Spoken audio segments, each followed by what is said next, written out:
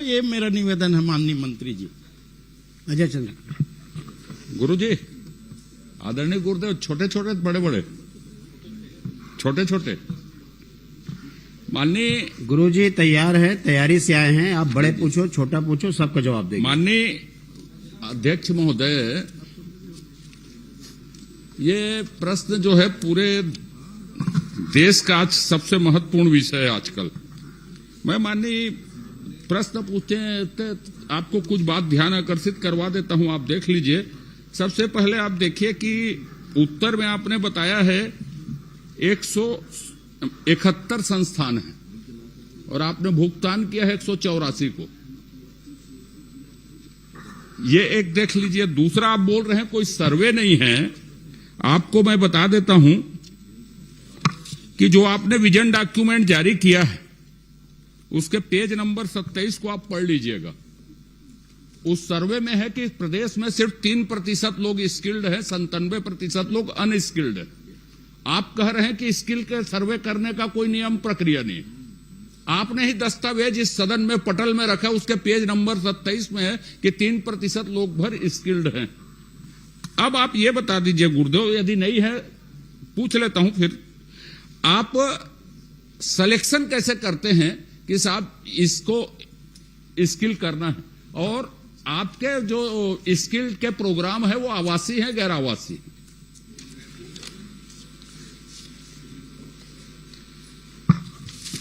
माननीय सभापति महोदय,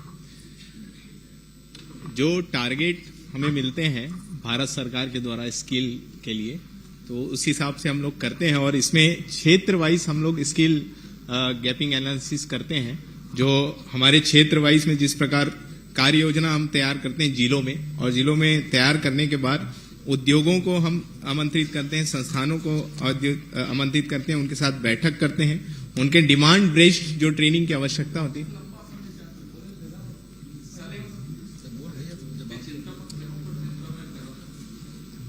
आप ये बता दो, चलो छोड़ो सबको, इसको सुधारने की जरूरत है। आपके सिलेक्शन को, आपके स्किल के, आपके ट्रेड को, जिन चीजों की बाजार में डिमांड है, अध्ययन जैसे मैं बता देता हूं, आउटसोर्सिंग कंपनी आप लाते हो, उनको किस तरह के लोगों की जरूरत है, वो छत्तीसगढ़ के लोग है कि नहीं है, वो ट्रेंड है कि नहीं है, या अध्ययन की जरूरत है।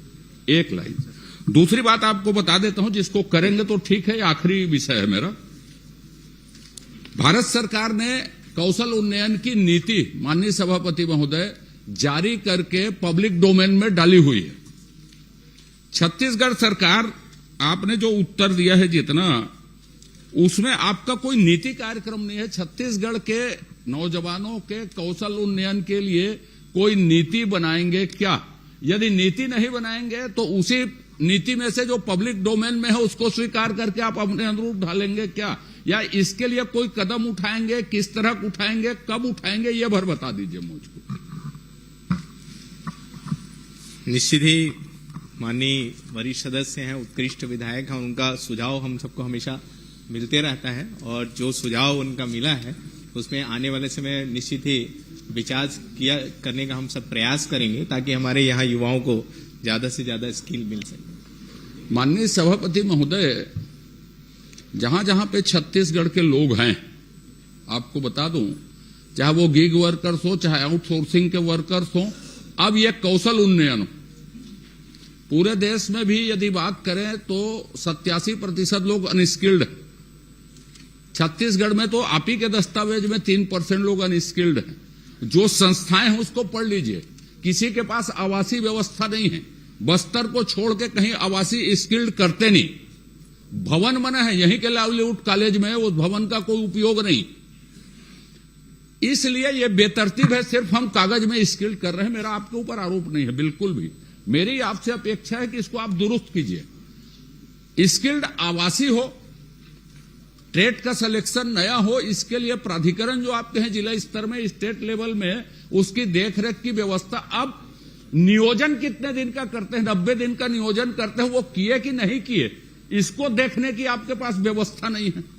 तो मेरा आपका ये आग्रह है फिर से कि कौशल उन्नयन के लिए स्टेट की कोई नीति बनाएंगे क्या? छत्तीसगढ़ के लोगों का इससे भला होगा। और बनाएंगे तो कोई समय अवधि तय करेंगे। यदि विशेषज्ञ नहीं है तो संस्थाएं मौजूद है देश भर में बनाने के लिए। नीति भारत सरकार ने ही किसी से बनवाई है।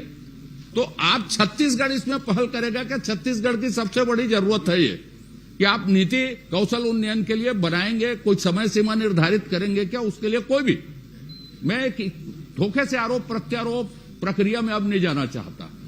आप इतना करेंगे तो सभी चीज आप दुरुस्त हो जाएगी। निगरानी की प्रक्रिया भी, नियोजन की प्रक्रिया भी, ट्रेड के सिलेक्शन भी, प्रवेश का तरीका भी, सब उसी में तय हो जाएगा। इसलिए आप उसकी नीति बनाएंगे क्या, और बनाएंगे तो कब तक बनाएंगे? निश्चित ही जो लाइवलीहुड कॉलेजेस हैं उसमें आवासीय सुविधा रहती है, जो जहां LWE क्षेत्र जो होता है वहां पे होती है, और जो गैर LWE क्षेत्र होता है वहां वैसी नहीं होती सुविधा। और जो निगरानी की जो बात है, तो जो 90 दिन का हम लोग हमेशा देखते हैं, परीक्षण करते हैं, निगरानी करते हैं उसके बाद ही पेमेंट होता है। उसके पहले हम लोग कुछ ना कुछ पेमेंट उनका रोक के रखते हैं। तो निश्चित ही आने वाले समय में, और इसमें जिस प्रकार से माननीय सदस्य जो सुझाव दे रहे हैं, उसमें आने वाले समय में और इसमें बदलाव करने का प्रयास एक करेंगे। लाइन है, सब कर लो आप। नीति आप बनाएंगे क्या, आप बनाएंगे कब तक बनाएंगे? एक लाइन में, और नहीं तो आप छोड़ देता हूं। मेरा और कोई प्रश्न नहीं है। प्रक्रिया जनक छोटी छोटी बात क्या करेंगे? यह सब छोटी प्रक्रिया। छत्तीसगढ़ को जरूरत है कौशल उन्नयन के लिए पॉलिसी की। आपको देखना है तो भारत सरकार की पॉलिसी पब्लिक डोमेन में है सुझाव के लिए। निश्चित ही जो माननीय सदस्य जो सुझाव दे रहे हैं, तो हम लोग पिछले 2 सालों में लगातार बहुत सारा प्रयास किए हैं कि इसमें जितना बदलाव आ सके, और जो आज के समय में जो आवश्यकताएं हैं, जो ट्रेडों की जिस प्रशिक्षण हमारे युवाओं को देना चाहिए, उसके लिए हम लोग लगातार प्रयास कर रहे हैं, और इन सुझावों को भी हम अपने उसमें लेंगे, और आने वाले में इसके लिए भी हम प्रयास करेंगे। माननीय सभापति महोदय, माननीय मंत्री जी ने जवाब दिया है कि लगभग 80% के आसपास भुगतान हो गया है। जो आपने उत्तर दिया है 187 संस्थाओं को 80% के आसपास भुगतान हुआ है। माननीय सभापति महोदय, मैं मंत्री जी सिर्फ इतना जानना चाहता हूं, क्या भुगतान के लिए कोई ऐसे नियम विभाग ने बनाए थे कि नियोजन के पश्चात भुगतान होगा, और वो कितना % होगा और कितना % पे भुगतान को रोका जाएगा? क्या ऐसा कोई नियम है, और यदि है तो उसका पालन किया गया है? निश्चित ही उसके नियम है, और नियम को हम पालन करते हैं। और जो जिनके सारे डॉक्यूमेंट्स जो नियम के तहत होते हैं, जो आ जाते हैं। नहीं, भुगतान का नियम 60% भुगतान किया जाएगा अगर इतने % नियोजन करने के पश्चात। क्या ऐसा नियम है, और यदि है तो उसका पालन किया गया है? प्रथम किस्त हम बैच आवंटन के 1 माह उपरांत प्रशिक्षण लागत का 20%, न्यूनतम 10 प्रशिक्षणार्थियों की उपस्थिति जो 75% से अधिक होना अनिवार्य है, तब हम करते हैं। द्वितीय किस्त हमारे मूल्यांकन एवं प्रमाणीकरण उपरांत प्रशिक्षण लागत का 20% हम करते हैं। तृतीय किस्त नियोजन प्रतिशत के आधार पर 60%। वही तीसरा कितना % है भुगतान? आप कब करते हैं? कितने % सभापति महोदय, मैंने आपको बताया मेरे को 20% मंत्री जी का करते हैं। उसके बाद उत्तर तो आ गया है जिसमें 9,780 युवाओं को कौशल आप कितना प्रशिक्षण दिया गया है, जिसमें मैं यही पूछना चाहता हूं कि कितने युवाओं को किस ट्रेड में प्रशिक्षण दिया गया है?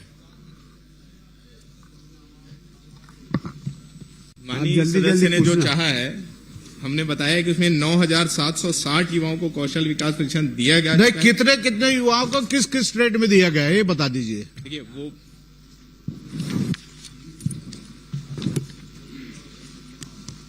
इसमें भी है, सारे जिलों का है, जिलोवार विकासखंड रोजगार एवं स्वरोजगार के माध्यम से। नहीं, किस ट्रेड में कितने युवाओं को? Plumber, car mechanic, staff nurse, electrician, क्या बता देते तो बढ़िया था। CCTV, एक घुमाने वाली ये बेकार है। संख्या बता देते कितने युवा किस ट्रेड में दिया? अलग अलग जिले के अलग अलग संख्यावार हैं। बालोद पूरा जिला में प्रदेश का बता दीजिए। 61 लोग हैं। पूरा प्रदेश का बता दीजिए। मंत्री जी, ITI इंजीनियरिंग करे तेला तो नौकरी दे नहीं सका था। राम कुमार जी, खाली आंकड़ा बताते हैं। अरे मंत्री